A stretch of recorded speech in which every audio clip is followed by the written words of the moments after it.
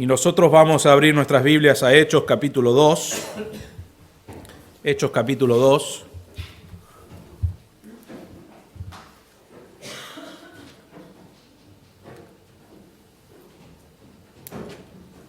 Ahí va. Bien, seguimos con nuestro tema. Estamos mirando a alelón. Si recuerdan, alelón es una palabra griega que significa unos a otros, ¿no es cierto? La Biblia menciona la palabra alelón más de 125 veces. En la palabra de Dios está la palabra alelón y la idea es ministrar el uno al otro. Hemos visto ser hospedados los unos a los otros, que miramos la semana pasada, perdonarnos, amarnos, servirnos los unos a los otros. No me acuerdo ahora los otros, pero vimos algunos más. Y hoy vamos a hablar sobre compromiso los unos a los otros. Compromiso los unos a los otros. Mientras buscan en Hechos capítulo 2, vamos a estar mirando versículo 42 al 47, y después vamos a mirar en otro pasaje también. Pero mientras buscan eso, había un hombre inglés que se llamaba Robinson Crusoe. Creo que lo dicen así, no sé, vamos a decirlo mal, pero Robinson Crusoe, así se dice. Y Robinson Crusoe, conocen de él o han escuchado de él. Yo leí historias cuando estaba en la primaria, me hicieron leer la historia de él, pero hay shows que él tiene donde el padre de él quería que él sea alguien que está en el ministerio. Él quería que sea un pastor y él no quería saber nada. Él quería estar y dedicar su vida al mar, ¿no es cierto? A la pesca y a vivir en el mar, le gustaba eso.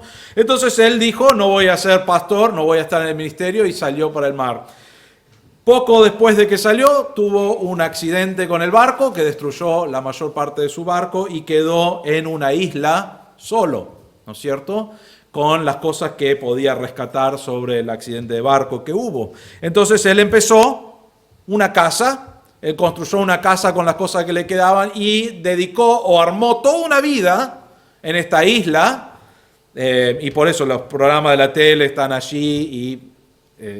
Realmente el lugar era ideal, ¿no? Hoy en día pagamos o pagan gran cantidad de plata para ir a un lugar donde estaba como donde estaba Crusoe, ¿no es cierto? Para estar ahí en la playa, para estar ahí en una casa en el mar y disfrutar de la soledad, el silencio, la creación.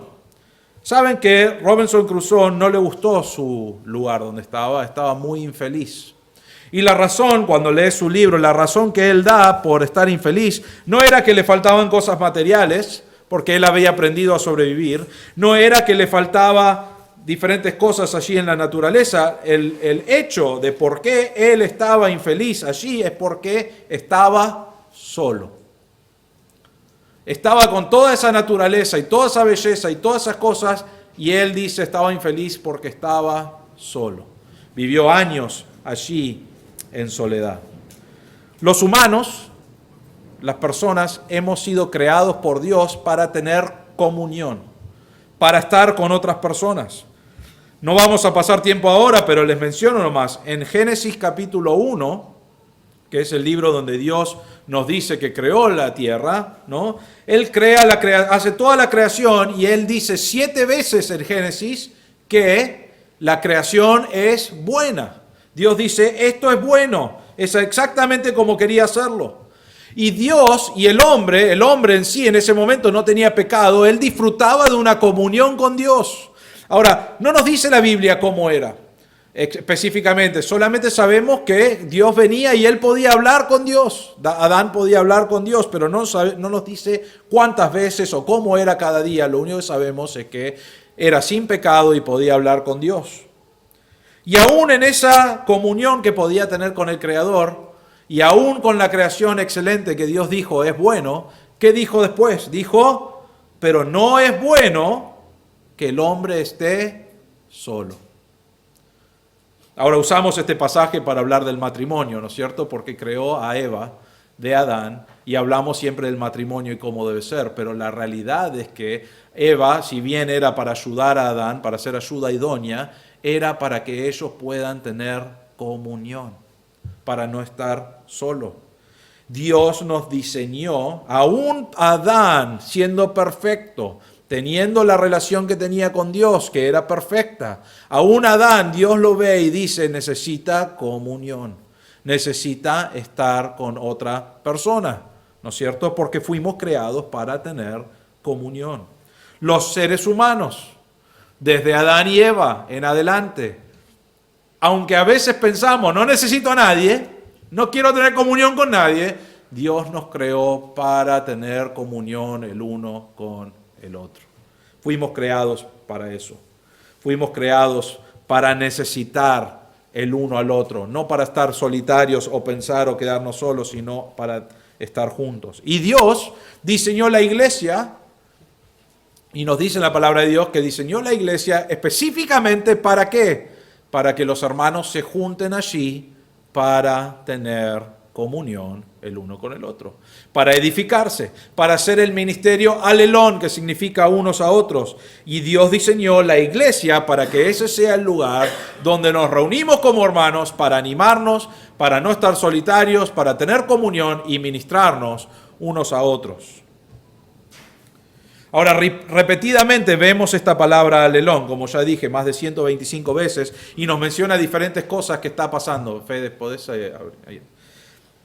Y la primera cosa que queremos ver en esta mañana, en Hechos capítulo 2, versículo 42 a 46, es que compromiso requiere comunión. Miren Hechos 2, 42, dice, y se dedicaban continuamente a las enseñanzas de los apóstoles, a la comunión, al partimiento del pan y a la oración. Versículo 43 dice, sobrevino temor a toda persona y muchos prodigios y señales eran hechos por los apóstoles. Todos los que habían creído estaban juntos y tenían todas las cosas en común. Vendían todas sus propiedades y sus bienes y los compartían con todos según la necesidad de cada uno. Día tras día continuaban unánimes en el templo y partiendo el pan en los hogares, comían juntos con alegría y sencillez de corazón, alabando a Dios y hallando favor con todo el pueblo, y el Señor añadía cada día al número de ellos los que iban siendo salvos.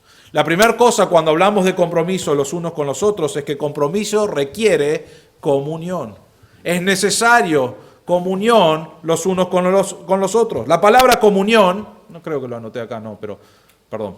La palabra comunión en griego, que el Nuevo Testamento se escribió en griego, la palabra es la palabra koinonía y significa tener cosas en común, tener cosas en común, compartir en común. Ahora, a veces pensamos en esto y decimos, bueno, tener cosas en común significa que yo soy de un grupo de fútbol, fanático de un deporte, esa persona tiene que tener eso en común conmigo, ¿no es cierto? Es más, si me hablan a mí de fútbol, no sé mucho de fútbol, pero si me hablan de hockey, les puedo hablar de hockey por horas, ¿no es cierto? Es más, mi familia está cansado de que hable de hockey, ¿no?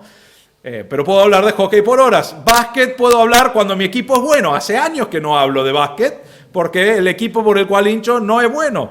Pero a veces cuando hablamos de cosas que debemos tener en común, pensamos en cosas como deportes. Tenemos eso en común. O somos buenos con las manos, con cosas mecánicas. Ahí fui también, estoy al horno. Yo me siento ahí y trato de entender lo que está pasando, pero no tengo la menor idea lo que está pasando cuando hablan sobre cosas de mecánica o de herramientas, ¿no es cierto? Pero las personas que tienen eso en común, juntos están hablando y enseguida pueden hablar de cualquier tema que está relacionado a eso, ¿no es cierto? Electricidad o diferentes rubros, no importa, buscamos cosas que tenemos en común y después podemos charlar por eso por horas, ¿no es cierto? Pero saben que la Biblia no habla acá cuando dice la palabra koinonía, que es comunión, no está hablando de tener cosas en común y por eso tenés la comunión, sino que él lo que está diciendo es que lo que ellos tenían juntos era la participación, el compartir ciertas cosas juntos. No era deportes, no era un rubro de trabajo, no era personalidades, sino que era algo específico que los unía y compartían esas cosas. Miren el versículo 42, dice, Hechos 2:42, dice, se dedicaban continuamente ¿a qué? Las enseñanzas de los apóstoles, a la comunión, al partimiento del pan y a la oración. Primero que nada, acá nos dice la enseñanza de los apóstoles, en ese tiempo, cuando tenemos Hechos 2, cuando fue escrito, ellos no tenían lo que nosotros tenemos hoy, que es la Biblia completa. Ellos tenían, hasta ese momento, tenían el Antiguo Testamento y tenían las cartas que los apóstoles estaban escribiendo, ¿no es cierto? Tenían Mateo, Marcos y Lucas, todavía no estaba Juan, pero Mateo, Marcos y Lucas ya estaban escritos y estaban leyendo esas cosas y tenían cartas que escribían los apóstoles de parte de Dios para comunicarle a los hermanos. Entonces ellos no tenían la palabra de Dios, entonces dependían de qué. Se juntaban con los apóstoles que estaban vivos en ese tiempo y aprendían de la palabra de Dios de los apóstoles. Ahora damos gracias a Dios por los apóstoles que Dios ha usado, pero hoy Dios ya no nos habla por los apóstoles, sino que nos habla por la palabra de Dios que tenemos completo. Entonces, eso lo que está diciendo ahí es, se reunían en la enseñanza de los apóstoles, está diciendo la palabra de Dios, pero ellos no tenían la palabra de Dios completa en ese tiempo, entonces tenían la revelación que Dios le daba a los apóstoles para enseñar, pero lo que los unía era la enseñanza de parte de Dios. Entonces los hermanos se reunían para estudiar la palabra, eso es lo que estaban haciendo, eso es lo que está hablando ahí. Y después dice, se reunían para la comunión. ¿Qué comunión? ¿Era una ceremonia como hoy conocemos como la comunión? No, era un tiempo para compartir juntos la vida. Pero no estaba hablando de rubros o de personalidades, sino que estaban compartiendo cómo Dios estaba obrando en su vida. Cómo Dios estaba enfrentando su pecado y estaba ayudándolos a crecer y se estaban animando en esa comunión. Si recuerdan, en Hechos 2 todavía no, pero unos meses más adelante, unos capítulos más adelante, la iglesia en Jerusalén va a estar bajo persecución. En Hechos capítulo 2 tenemos el comienzo de la iglesia. Y ellos estaban juntándose, estudiando la palabra de Dios y haciendo todas estas cosas unos con otros, y justo después de eso vino persecución porque a la gente no le gustó que ellos estaban creciendo y estaban compartiendo esta verdad de lo que Cristo hizo en la cruz, y no les gustó, entonces empezaron a perseguir a los cristianos, a tratar de matarlos, y los cristianos empezaron a irse por todos lados, lejos de Jerusalén, por todo el mundo conocido. ¿Y qué hacían ellos? Predicaban el evangelio, pero eso, bueno, eso es para otro mensaje. Entonces se dedicaban acá, continuamente nos dice, a estudiar la palabra de Dios, a tener comunión en la palabra de Dios juntos, mostrando lo que aprendían y hablando de lo que aprendían. Y después nos dice, versículo 42, dice al partimiento del pan y a la oración. El partimiento del pan es dos cosas ahí, pero es la idea de que comían juntos, pero estaban celebrando la cena del Señor. Estaban recordando lo que el Señor había hecho en la cruz, que hoy vamos a hacer eso y vamos a explicar un poco más qué significa eso más adelante. Pero estaban juntos, estudiando la palabra de Dios, teniendo comunión basado en la palabra de Dios, compartiendo la comida juntos, compartiendo sobre la cena del Señor y orando juntos. Eso era la comunión que ellos tenían. En 1 Corintios 10, capítulo 10, versículo 17, dice, no tienen que buscar, yo lo leo, pero dice, puesto que el pan es uno, nosotros que somos muchos somos un cuerpo, pues todos participamos de aquel mismo pan. Sin entrar a mucho detalle acá, lo que está hablando es que la iglesia es el cuerpo de Cristo.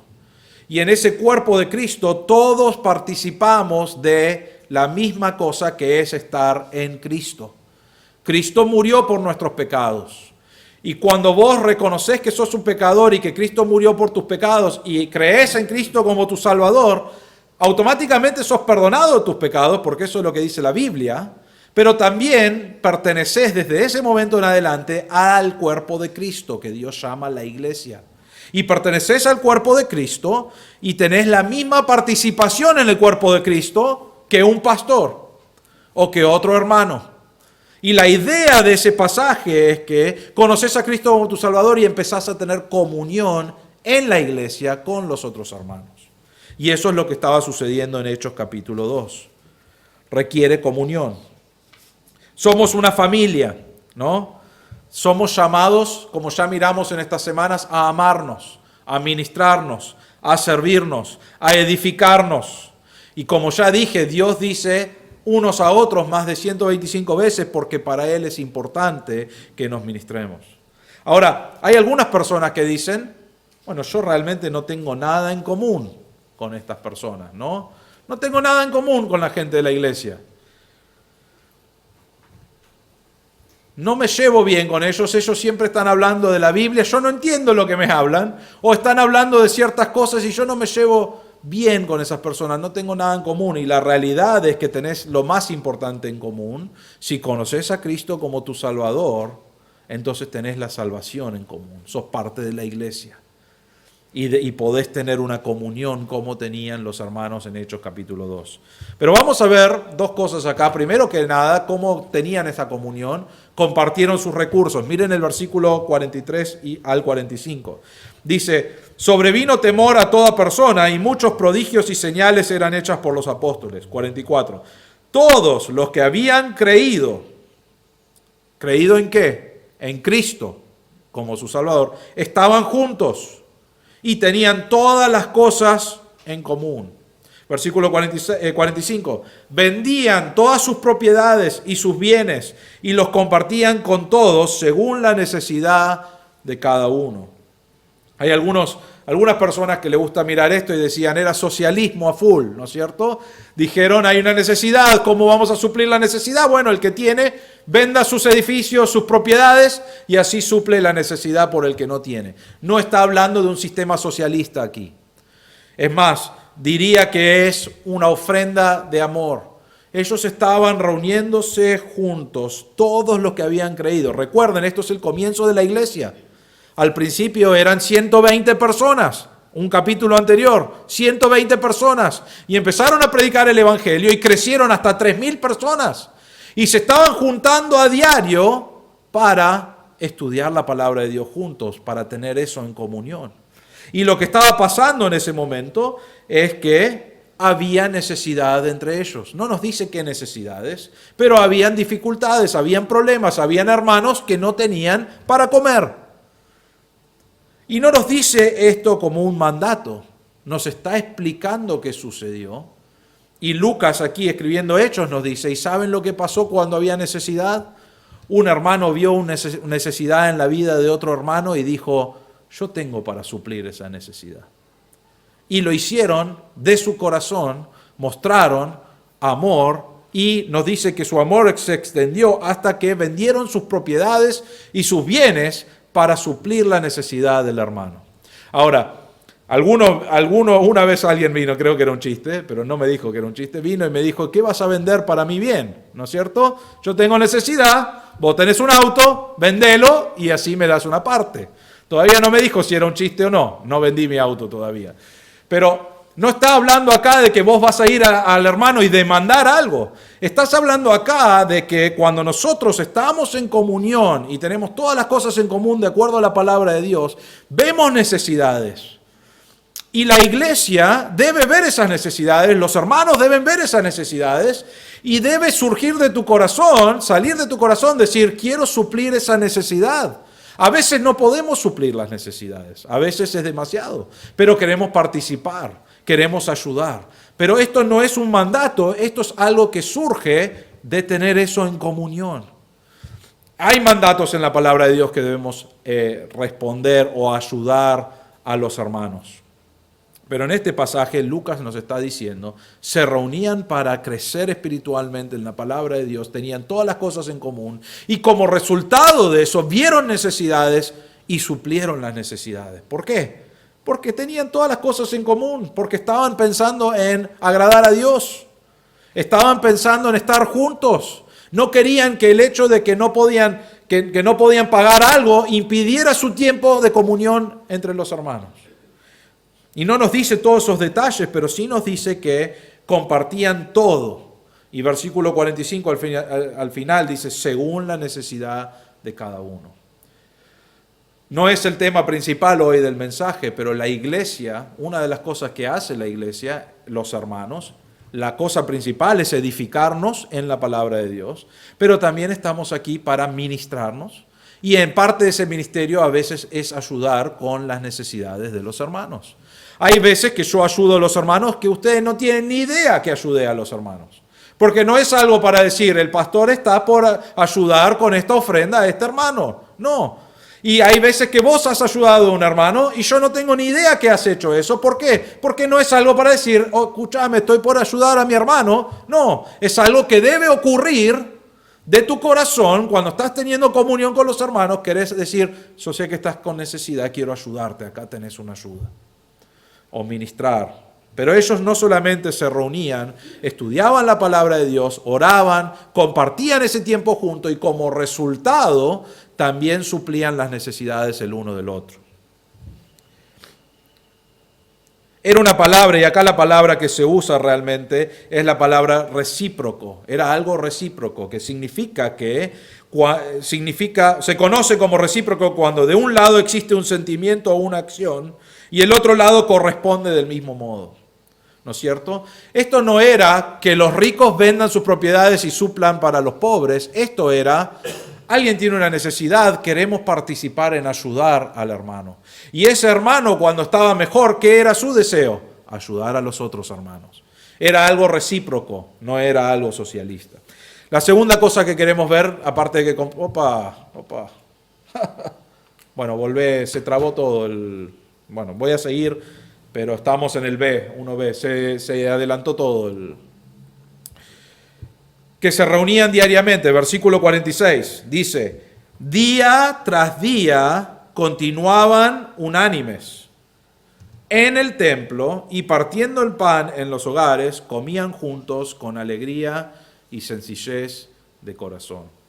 Ahora, algunos dicen, mirá, día tras día hacían eso. A mí me cuesta ir los domingos y pasar tiempo con los hermanos, ¿no es cierto? A veces 2 o 3 horas el domingo es más que suficiente. Estos hermanos querían estar juntos, querían estar estudiando la palabra de Dios juntos y iban día tras día y continuaban unánimes. Unánimes. ¿Qué era lo que los unía? La palabra de Dios. Y lo hacían en el templo y partían el pan en los hogares y comían juntos con alegría y sencillez de corazón. Pero todos los días estaban juntándose para estudiar la palabra de Dios, para adorar en el templo, para tener comunión unos con otros, partiendo el pan y comían juntos. Y miren el resultado, versículo 47. Alabando a Dios y hallando favor con todo el pueblo. ¿Y qué dice? El Señor añadía cada día al número de ellos los que iban siendo salvos. Es indudable que estaban predicando el Evangelio. Pero ¿saben lo que estaba viendo los hermanos? La gente de Jerusalén, ¿saben lo que estaba viendo? Estaba viendo una iglesia que creía la palabra de Dios y que vivía la palabra de Dios. Y ellos estaban ministrándose y estaban mostrando amor. Estaban comiendo juntos, estaban alegres, estaban basándose en la palabra de Dios y el resultado es que eso fue por todo Jerusalén y personas decían, yo quiero tener lo que ellos tienen. Quiero eso. ¿Cómo puedo tener ese testimonio? ¿Cómo puedo tener esa alegría? ¿Cómo puedo tener esa sencillez de corazón? Y ellos en ese momento lo usaban y decían, compartían el Evangelio. Cristo puede darte eso. Cristo puede perdonarte tus pecados y si crees podés ser salvo y podés tener esta comunión que nosotros estamos teniendo y crecer. Y nos dice la palabra de Dios que se agregaba, se añadía cada día al número que estaba siendo salvos, al número que había creído. ¿Por qué? Por su testimonio, por su amor, por su comunión, por su tiempo que estaban pasando juntos en la palabra de Dios. Ahora, cuando hablamos de alelón, la comunión sucede por medio de la palabra de Dios, pero solamente sucede si vos vas a estar acá, ¿no es cierto? Si vas a comprometerte a estar. Porque podemos decir, y el compromiso principal es que debemos basarnos en la palabra de Dios, pero requiere un compromiso de cada uno de nosotros de decir, voy a ir a la iglesia, voy a estar allí para ministrar. Para crecer espiritualmente, para escuchar la palabra de Dios, pero para tener comunión con mis hermanos y ministrar y saber qué necesidades tiene. Y si puedo suplir esas necesidades, suplirlas. Y si puedo ayudar con orar por un hermano, orar. Y si hay que perdonar, perdonar. Y hemos mirado todos esos unos a otros. Eso es lo que estaban haciendo en la iglesia de Hechos. Y en la iglesia al comienzo se añadía gente, estaban creciendo en gran manera, al punto que el gobierno, los judíos, vieron eso y quisieron frenarlo. Porque estaban creciendo en gran manera y trataron de frenarlo. Y lo que hicieron fue propagarlo por todo el mundo conocido en ese momento, porque Dios lo usó de esa manera. Pero ellos estaban comprometidos a tener esa comunión juntos. La segunda cosa que queremos ver, y quiero que abran sus Biblias a Efesios capítulo 4, unos libros más atrás en la Biblia, Efesios capítulo 4, y vamos a mirar el versículo 11 al 16. Compromiso requiere edificación. He predicado mucho sobre este pasaje porque es uno de los fundamentales de la iglesia. Así es como Dios ha diseñado la iglesia. En Efesios capítulo 4, versículo 11 al 16, dice así: y Él dio a algunos el ser apóstoles, a otros profetas, a otros evangelistas, a otros pastores y maestros, a fin de capacitar a los santos para la obra del ministerio, para la edificación del cuerpo de Cristo, hasta que todos lleguemos a la unidad de la fe y del conocimiento pleno del Hijo de Dios, a la condición de un hombre maduro, a la medida de la estatura de la plenitud de Cristo, para que ya no seamos niños sacudidos por las olas y llevados de aquí para allá por todo viento de doctrina, por la astucia de los hombres, por las artimañas engañosas del error, sino que, hablando en todos los aspectos en aquel que es la cabeza, es decir, Cristo, de quien todo el cuerpo, estando bien ajustado y unido por la cohesión que las coyunturas proveen, conforme al funcionamiento adecuado de cada miembro, produce el crecimiento del cuerpo para su propia edificación en amor. Vamos a estudiar cada cosa aquí, ¿no? Pero comenzamos con el versículo 11 y 12. El 11 dice: Él dio a algunos el ser apóstoles, a otros profetas, a otros evangelistas y a otros pastores y maestros. No vamos a entrar en el debate, pero hay un debate acá si está hablando de dones espirituales. Dios nos dice que cada persona, cuando conoce a Cristo como su Salvador, recibe un don, una habilidad para ser usado en la iglesia. Y hay algunas personas que piensan que este versículo está hablando de dones espirituales que el Espíritu Santo ha dado. Y existen algunos de estos dones en otros pasajes. Pero yo creo que acá Dios está hablando de los líderes que Dios ha dado en la iglesia.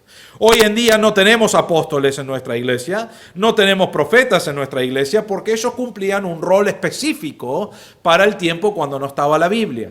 Pero ahora que tenemos la Biblia, los apóstoles, primero el requisito de un apóstol era que tenía que ver a Cristo. Si hay apóstoles hoy, tiene más de 2000 años, ¿no es cierto? Entonces, yo estoy cumpliendo 42 hoy, me falta todavía, 1900, ¿no? Pero bueno, no hay apóstoles porque no han visto el ministerio de Cristo, y ese era uno de los requisitos. Profetas profetizaban lo que no sabíamos de la palabra de Dios, y hoy tenemos todo lo que necesitamos saber de parte de Dios, entonces no hay necesidad de profetas. Y evangelistas, que hoy creo que existen todavía, están compartiendo el evangelio. Pero el líder principal que tenemos en la iglesia, que Dios nos ha dado y que sigue vigente hoy, es la última cosa en el versículo 11, que son los pastores y maestros. Son las personas que enseñan la palabra de Dios. Y nos dice, ¿qué hace el pastor? El pastor está preparando la palabra de Dios. ¿Para qué? Para el versículo 12 dice, a fin, con el propósito de capacitar a los santos para la obra del ministerio. ¿Quiénes son los santos? Los santos son las personas que conocen a Cristo como su Salvador. Si vos conoces a Cristo como tu Salvador, si te arrepentiste de tu pecado, creíste que Él murió en la cruz por tus pecados y lo crees, la Biblia dice que sos salvo. Que Él murió y que resucitó. Y si crees eso, la Biblia dice que sos salvo. Y no solamente eso, sino que ahora sos santo. Ahora, ¿significa que ya no pecás? No. Seguís pecando y vamos a pecar hasta el día que estemos en la eternidad con el Señor. Pero Dios nos ve a nosotros como santos. Y la palabra santo significa separados. Eso es lo que significa. Dios nos ha separado. ¿Separado de qué? Del mundo. Del pecado. Nos separó para decir, esta es mi iglesia, yo morí por Andrés, yo morí por fulano que creyó en mí y ahora sos un santo. Entonces, ¿qué pasa con tu vida? Están los pastores y maestros que también son santos porque creen en Cristo como su Salvador. Y en el versículo 12 dice, ellos están ¿para qué? Para capacitar a los hermanos que han creído en Cristo. Entonces cada uno de los hermanos que han creído son santos. Y los pastores deben guiar, capacitar a los santos ¿para qué? Para la obra del ministerio. La palabra acá, capacitar, es la palabra kontarkizo en griego y significa llegar a madurez completa, total, ser edificado completamente. Es la idea de madurar, de crecer. ¿En qué cosa? En la palabra de Dios. Entonces, el rol principal del pastor es de enseñar la palabra de Dios. Enseñar la palabra de Dios no solamente del púlpito, pero en diferentes actividades, diferentes ministerios, y incentivar, animar, guiar, capacitar para que vos puedas también crecer en la palabra de Dios con el objetivo de hacer el ministerio para Dios. Entonces Él nos dice acá, los pastores y maestros, versículo 12, a fin de capacitar a los santos para la obra del ministerio. La palabra ministerio acá, sacamos la palabra que muchos conocemos, pero es la palabra diaconía. ¿Qué sacamos de la palabra diaconía en griego? Un diácono. El diácono, Dios nos ha dado pastores y diáconos en la iglesia, y los diáconos están para servir, para hacer ministerio práctico, pero también hacen ministerio espiritual. También son hermanos que están preparados espiritualmente o se están preparando espiritualmente para poder ministrar. Entonces tenés pastores y maestros que están estudiando la palabra de Dios, compartiendo la palabra de Dios, guiando a los hermanos para que crezcan y hagan ¿qué? Ministerio. Ahora es interesante esto porque hay veces que han venido a nuestra iglesia y he estado en otras iglesias donde dicen, ahí no están haciendo bien el ministerio, ¿no? ¿Y a quién culpan? Al pastor. Vienen y dicen, pastor, usted no está haciendo bien el ministerio. Y yo no lo uso de excusa porque sí, si vos querés marcar algo que hago mal, vas a encontrar un montón de cosas. Además, después preguntarle a Romina, ella va a tener una lista. Hay cosas que hago mal, obviamente, somos pecadores, somos imperfectos. Pero el rol principal del pastor no es hacer el ministerio. El rol principal del pastor es enseñar, motivar, ayudar a capacitar a los hermanos a hacer el ministerio. Entonces, si en algún momento decís, en esta iglesia no hacen bien tal ministerio, parate enfrente de un espejo y decí, ¿por qué no estoy haciendo bien ese ministerio? ¿Por qué? Porque el pastor debe preparar y capacitar ¿a quién? A los santos, a los hermanos, para que hagan la obra del ministerio. Entonces, si en algún momento hay un problema con algún ministerio, los hermanos, o sea, puede ser resultado de que el pastor no está capacitando bien, pero el pastor capacita, los hermanos hacen la obra del ministerio, y si hay un problema en un ministerio, puede ser que los participantes, los hermanos, no están haciendo el ministerio correctamente. Creo que era el 2 esto. Entonces, los pastores guían, capacitan, los santos hacen la obra del ministerio. Y miren el versículo 12, ¿para qué? Para la edificación del cuerpo de Cristo. No estamos aquí para divertirnos, aunque la pasamos bien muchas veces. No estamos aquí para que sea un club social y tener algunas cosas en común. Estamos aquí con un propósito y eso es de ser edificado. De edificar y de ser edificado. ¿Y quién hace esa edificación? El pastor guía, capacita, los hermanos dicen, estoy aprendiendo la palabra de Dios y voy a hacer ministerio, y el resultado en el versículo 12 es edificación del cuerpo de Cristo. El rol o el propósito de nuestra comunión, de los unos a otros, del compromiso unos con otros, es de edificar el cuerpo de Cristo. El cuerpo de Cristo es la iglesia, es edificar a los mismos hermanos. Miren, el versículo 12 al 15. Miren, hay algunas cosas que nos habla sobre el cuerpo de Cristo. Versículo 13 dice, hasta que todos lleguemos a la unidad de la fe y del conocimiento pleno del Hijo de Dios, a la condición de un hombre maduro, a la medida de la estatura de la plenitud de Cristo. El cuerpo tiene que ser edificado ¿hasta cuándo? Hasta que somos como Cristo.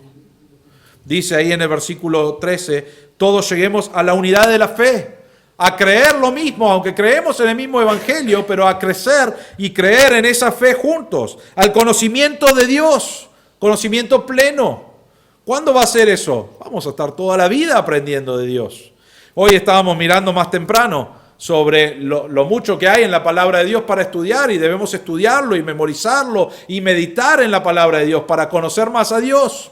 Y acá Pablo nos está diciendo en Efesios que debemos seguir edificando el cuerpo de Cristo hasta que conozcamos plenamente a Dios, que es un trabajo para toda la vida. Y nos dice ahí en el versículo 13, hasta que lleguemos a ser a la condición de un hombre maduro. Es la palabra perfecto en el griego, pero no está hablando de perfección sin pecado, sino que está hablando de un crecimiento espiritual en tu vida. Hay algunas iglesias, y siempre me río de eso porque me pasó a mí también, cuando sos joven, ¿no? No joven porque te sentís bien, pero joven cuando llegás a los 12, 13 años y empezás a tener los estirones en tu cuerpo, ¿no es cierto? Y vos ves a un pobre joven y decís, tiene el cuerpo todo raro, ¿no es cierto? Normalmente tiene los brazos muy largos o las piernas muy largas, ¿o no? Yo me acuerdo porque cargábamos a muchos otros jóvenes, ¿no? Y me cargaban a mí también, porque siempre en ese momento de crecimiento, cuando estás llegando a cómo vas a ser, hay un montón de cosas que no crecen correctamente, ¿no es cierto? Por ejemplo, yo tengo 47,5 calzo, ¿no? Ahora mi cuerpo todavía está en crecimiento, pero empezó, en vez de crecer para arriba para llegar a estar como los pies, creció para afuera y no puedo hacer nada con eso. Pero cuando tenía 12 años tenía el pie de 47,5 y claro, era bajito y tenía las patas que iba a ser alguien de 2, 3 metros y no pasó, me quedé bajito, ¿no? Pero era raro, siempre era, y era más raro cuando era joven. Ahora capaz que sí, también es raro ahora, pero saben lo que estoy hablando. Cuando llegamos a esa edad en el medio hay un crecimiento raro, ¿no es cierto? Crece un brazo o crece otro brazo o las piernas. Y estamos raros, pero la idea es, porque Pablo nos dice, hay un crecimiento acá y la ilustración es de un cuerpo que está creciendo. Y él dice, debemos seguir hasta que somos un adulto, hasta que crecemos a madurez, hasta que ese proceso está completo en nuestras vidas. Entonces, otra vez, es un trabajo de toda la vida. El cuerpo debe seguir edificándose, debe seguir ministrando, debe seguir haciendo esta comunión juntos hasta que lleguemos a ser como Dios quiere que seamos. Versículo 13 al final dice, ¿cuál es la medida? Dice, hasta la estatura de la plenitud de Cristo. Cristo es la medida. Entonces yo debo crecer espiritualmente, debo crecer en mi madurez. El pastor enseña, el maestro enseña, el hermano dice, estoy aprendiendo y creciendo y voy a ir a hacer ministerio mientras estoy aprendiendo, hasta que todos nosotros lleguemos a ser como es Cristo. Ahora les voy a decir esto, no vamos a ser como Cristo hasta que lleguemos al cielo. Entonces significa que vamos a trabajar en esto todo el resto de nuestras vidas, pero no es para decir, no tengo que participar, es para decir, esa es la meta, vamos a tratar y crecer y luchar y trabajar hasta que seamos como Cristo es.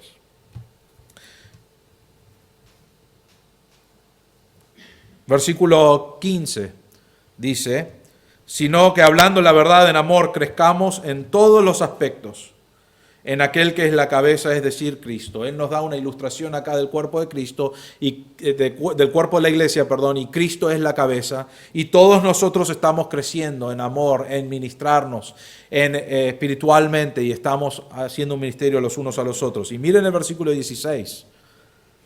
¿De quién? Está Cristo como cabeza, de quien todo el cuerpo, estando bien ajustado y unido por la cohesión que las coyunturas proveen, conforme al funcionamiento adecuado de cada miembro, produce el crecimiento del cuerpo para su propia edificación en amor. Queremos una iglesia madura, queremos una iglesia que crece, queremos una iglesia que produce edificación en mi vida y en tu vida. Eso es lo que queremos.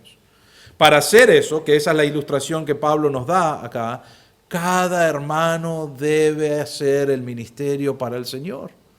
Debemos estar usando los dones y habilidades que Dios nos ha dado. Debemos estar animándonos en la palabra de Dios. Debemos estar llamándonos. Debemos estar haciendo todas las cosas que hemos visto, amándonos y haciendo todo lo que hemos visto en esta semana. Y debemos hacer todo eso con el objetivo de ver crecimiento espiritual, edificación en amor.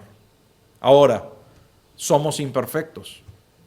La iglesia muchas veces falla en diferentes aspectos. Fallamos nosotros.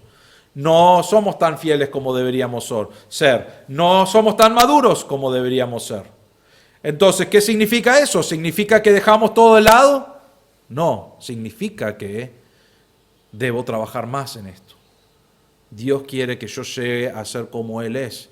Dios quiere que participe en la iglesia para que ellos lleguen a ser como Él es. Entonces, si vos estás comprometido y yo estoy comprometido a tener comunión, a ministrarnos los unos a los otros, a seguir hasta que Dios sea exaltado por cómo somos como Cristo, vos y yo el resto de nuestras vidas vamos a estar ministrando, trabajando para el Señor con el objetivo de ser como Dios es. Eso es lo que Pablo nos está compartiendo, y el resultado es que el cuerpo de Cristo es edificado. Somos como Cristo, crecemos como Cristo y somos edificados. Ahora te pregunto, ¿por qué ha pasado esto? Pero ¿has ido a una iglesia donde decís, en esa iglesia no edifican? O quizás decís, esa iglesia no ama.